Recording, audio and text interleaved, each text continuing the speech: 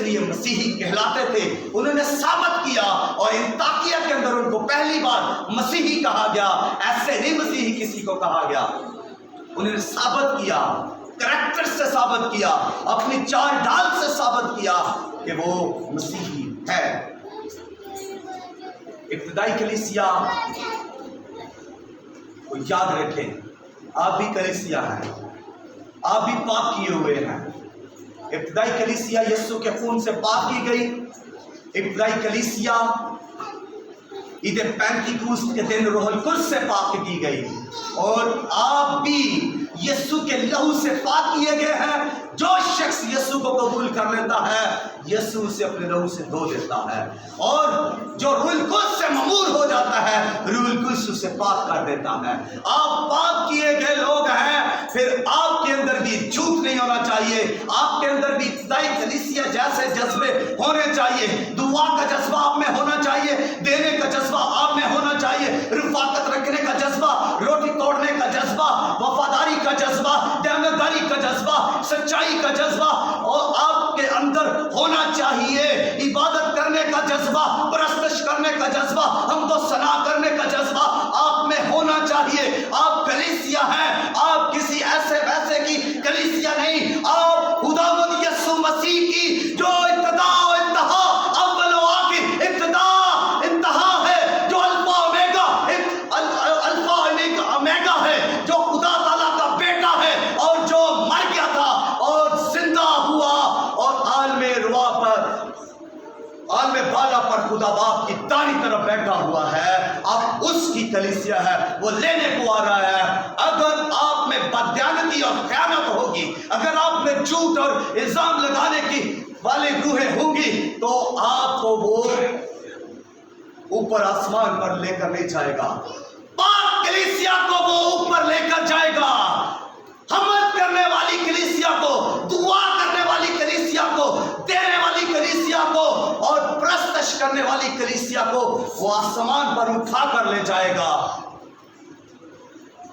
یاد رکھیں، بددیانتی ہلاکت ہے. وہاں پر بددیانتی ہوئی، اکن نے بددیانتی کی، ہلاکت ہوئی، سارا خاندان تباہ ہو گیا. یہاں پر بھی حنانیہ اور سفیرہ نے بددیانتی کی، ہلاک ہو گئے، ہلاکت ہو گئی. تاریکی اور مسیحی جانتے ہیں کہ واپسی پر موت اور ہلاکت ہے، تباہی اور بربادی ہے. مسیحی جانتے ہیں کہ آگے یسوع مسیح ہے، آگے زندگی ہے، آگے نور ہے. کیا ہم جانتے ہیں؟ ہمیں جاننے کی ضرورت ہے کہ واپسی، ہلاکت، تباہی، تاریکی، موت اور آگے زندگی، نور یسوع مسیح ہے. آمین. خداوند اس کلام کے وسیلہ سے ہم سب کو برکت دے. آمین. اپنے سر خداوند کی پاک حضوری میں جھکائیں. کچھ لمحے اس کلام پر دھیان لگائیں کہ آپ اکن کی زندگی سے کیا سیکھتے ہیں. کیا آپ کا رویہ، آپ کی زندگی، آپ کی سوچیں اکن کی طرح تو نہیں؟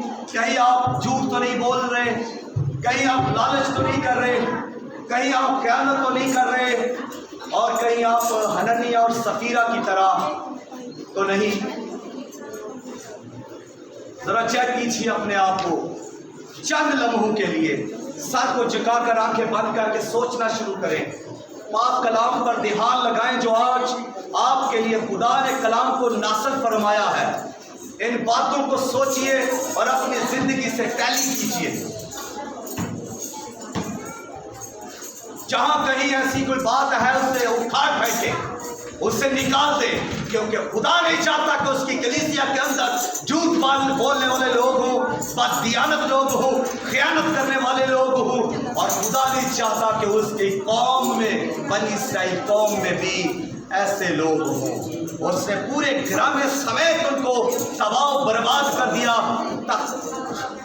راکھ اور خاک کر دیا، جلا دیا، اور اس نے کلیسیا میں سے بھی ان کو مٹا دیا.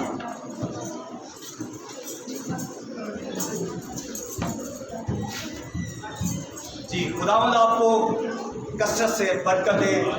آمین. اپنے ساتھ